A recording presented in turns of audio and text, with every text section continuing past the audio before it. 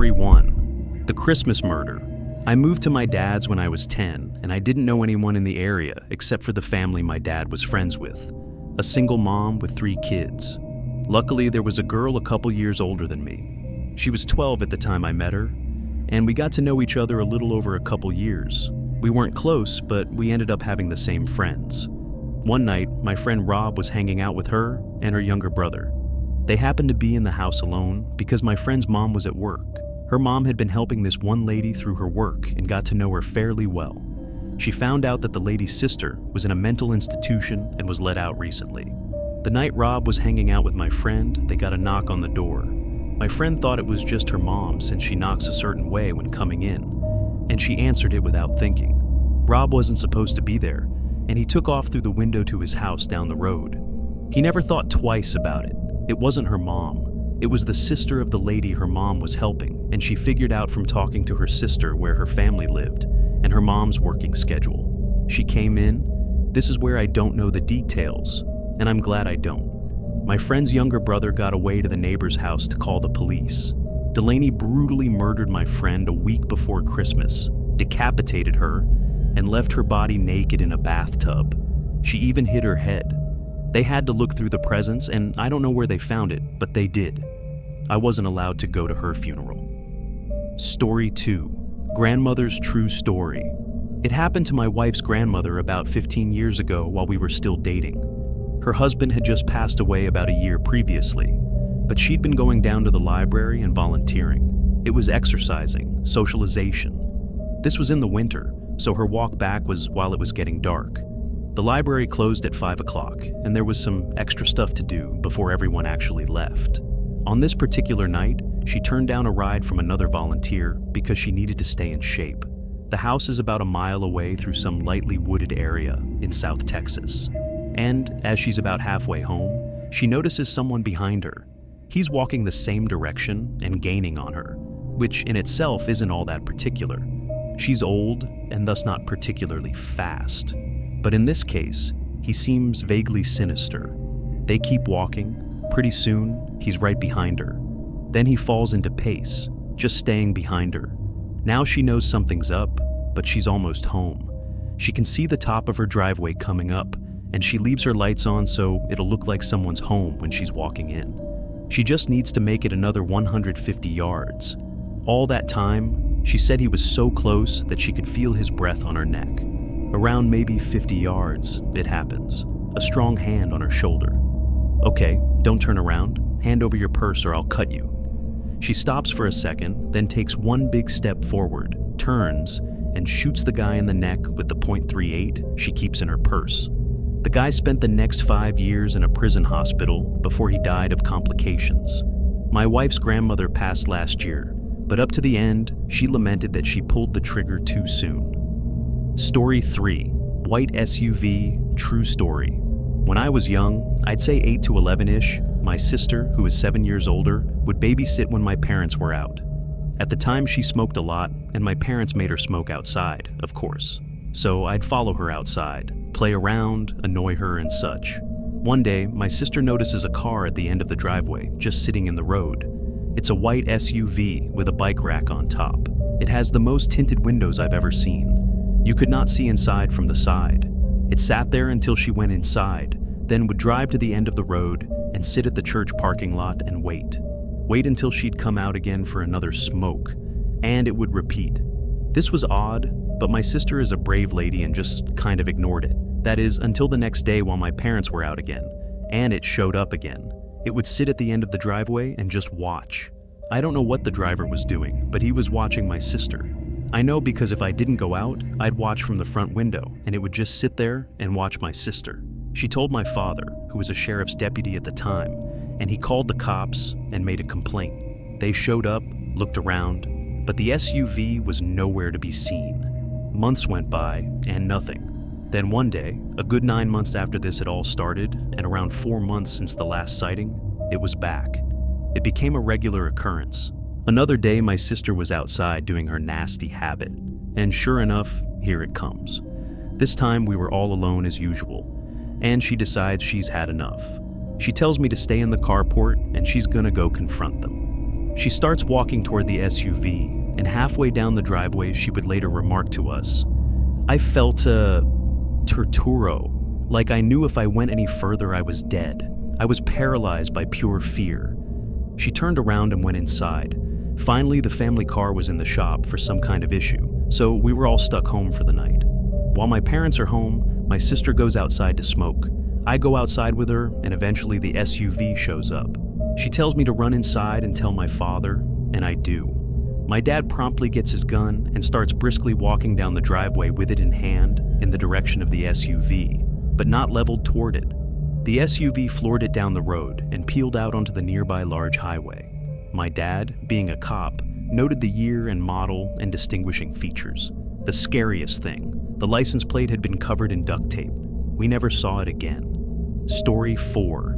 Man in bedroom. True story. I was just 4 or 5 years old and my parents had just separated. My mom was living in a 2-bedroom apartment. I had my own room, but I preferred to sleep in her bed whenever I was staying with her. Our 2 bedrooms were at the end of the hallway, directly across from each other.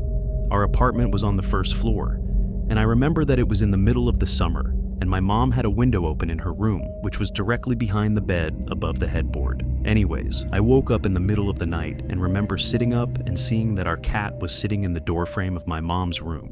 I should note her door was open, and you could partially see into my bedroom. This was strange because our cat was typically always in bed with us. As I was watching him, he walked into my bedroom and meowed. I turned to face my mom and woke her up.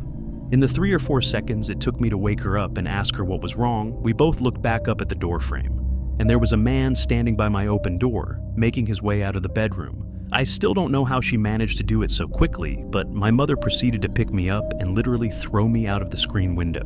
She quickly followed, and we were able to start screaming for help, and someone called 911.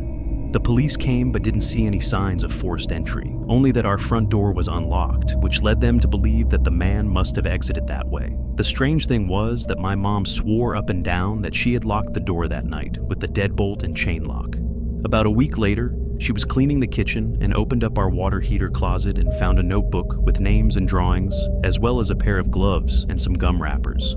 The police were called again, but all they could do was speculate that the man had been in our house and hid until we were asleep. Story 5. The cackle in the basement. One day while doing my laundry, one of the lights blew out in my basement.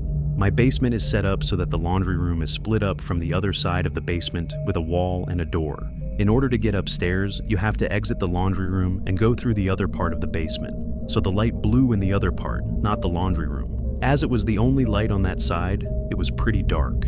I finished the laundry I had to do while dreading the walk through the dark basement. I exit the laundry room, get halfway through the basement, and I hear a loud cackle. Imagine a sound people make when they imitate a witch.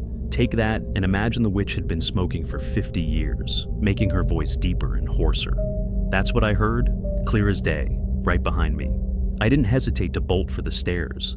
I waited until my father got home and then changed the bulb. I have yet to hear that cackle since, and I've not told a single person in the house about it. Story 6. The homeless man. This happened to a friend of mine. She told me about it about a year or so ago. We'll call her Minji. Minji's in her early 20s and works as an English tutor in South Korea. One evening a few years ago, she was tutoring a high school boy. They were up studying pretty late, and the buses stopped running. Being a long way from his house, the boy asked if he could crash on her floor overnight and get the first bus in the morning. Minji was very reluctant because inviting a teenage male student to stay the night didn't sound like a great idea. But he was begging her, and eventually she relented. They went back into her one-room apartment, and she got into the bed while he laid a blanket out on the floor, and they both fell asleep. A few hours later at maybe 2 a.m., the boy wakes Minji up. "I'm really hungry," he says. "Let's go get some food." Minji opens her eyes and looks up at him in disbelief. "Food? Now? It's 2 a.m. Go back to bed." But the student insists, "No, I'm so hungry. Let's eat something now." She tells him that there's some ramen in the kitchen and he could fix himself some. This doesn't satisfy him. He doesn't want ramen. "There's a 24-hour place just down the road. Let's go there." Eventually, after several minutes of persuasion, the boy gets Minji to come with him to the restaurant. They leave the apartment and head out. As soon as they're on the street, The boy turns to Minji and says, "I'm not hungry. I woke up in the middle of the night and looked under your bed. There's a man sleeping there." They called the police and discovered that a homeless man had been living in Minji's apartment, sleeping under the bed for 2 months. The boy only saw him because he was lying on the floor, so he had a clear view under the bed. Story 7. The Ambush. I was driving a shortcut from 29 Palms, California to Albuquerque, New Mexico. 29 Palms is located in the desolate high desert east of LA. The shortcut was all 2-lane road through total nothingness except for passing through Amboy. Amboy is a nearly abandoned town, nearly as far below sea level as Death Valley. So I was driving by myself in the afternoon and proceeded to drive up into the mountain range between Amboy and I-40. Once I reached the top, I'm driving north through a canyon with high grass on both sides of the road. Up ahead, I see some stuff in the middle of the road.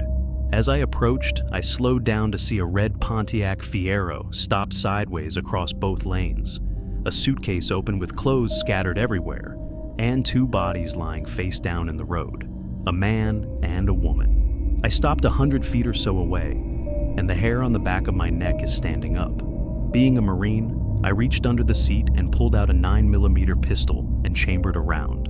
Something seemed very wrong. It looked too perfect, as if it were staged in an ambush. Something was just wrong. As I scanned the road, I saw a line I could drive, past the guy in the road on his left, swerve to the right of the woman behind the Fiero, and I'd be on the other side.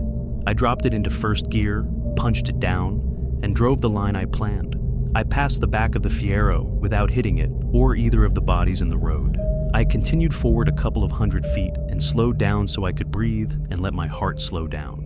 As I looked up into the rear view mirror, I saw that the 2 bodies had gotten to their knees, and 20 or so people emerged from the tall grass on either side of the road by the car and bodies.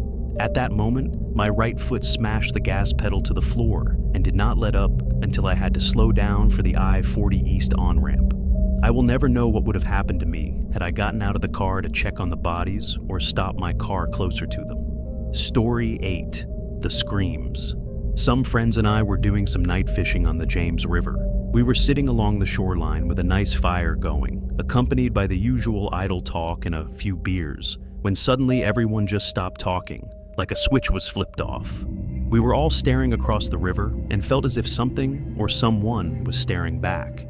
It was a very uneasy feeling, to which some of the group tried to shake off with typical macho humor. Then, a blood-curdling sound erupted from the other shore that froze everyone in their tracks.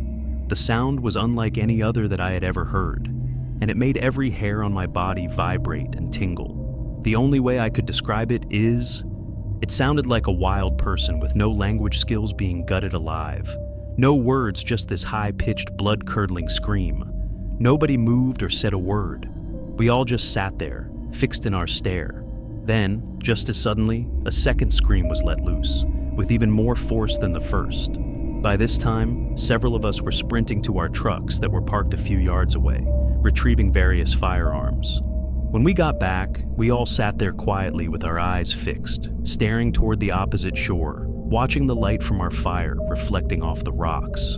We sat there, waiting for another scream or something to move on the other side of the river. Finally, a third scream came, just as suddenly, but this time, it was on our side of the river, coming from the bushes about a yard away. We all hightailed it out of there, leaving most of our stuff behind. When we got to our trucks, we heard the scream one more time just beyond the tree line. We all floored it the hell away from there and never found out what was making the sounds. Story 9. The Phone. It was a Friday night, and my friend was picking me up in his car from my house. I was in a hurry since we were running late for the hockey game in the city. The whole car ride there, we were having such a good time that I hadn't even noticed that I didn't have my phone. I searched the car seat, the floor, but it wasn't in the car. I was sure that I had just forgotten it. During the hockey game, I couldn't stop worrying that maybe I had dropped my phone somewhere, so I borrowed my friend's phone and ran to the bathroom. I dialed my number and hoped someone at my house would pick up. It took 3 rings before somebody picked up, but they remained silent on the other end. I yelled into the phone that I was just checking if I'd left my phone at home. They didn't answer. I assumed it was my little brother just messing with me, so I hung up. I got home late that night to see that my parents weren't home. I got inside my house and called them to see where they were. They told me that they had gone out to eat and see a concert at the park with my little brother. They said they left soon after I had for the game, and they should be home in around half an hour. So I hung up and proceeded to look for my cell phone. But then I realized, how could somebody in my family have picked up my phone if they hadn't been home? I felt a pain in my stomach as fear swept over. It was at that moment that I heard the back door to my house open and close. I immediately jolted out the front door to the neighbors and called the police. Apparently, the back door was left open and somebody had simply walked into our house. Nothing was stolen, but the scariest thing is the thought that we could have fallen asleep with a stranger in the house. Story 10. The Stranger. A while back, there was a family that moved in next door to my family. They had a son who was just twisted. He was obsessive over slasher movies and always wanted me to talk about what happened during my time serving in Vietnam, stuff that no normal person would want to hear. He also loved tormenting stray animals. This guy was a whack job.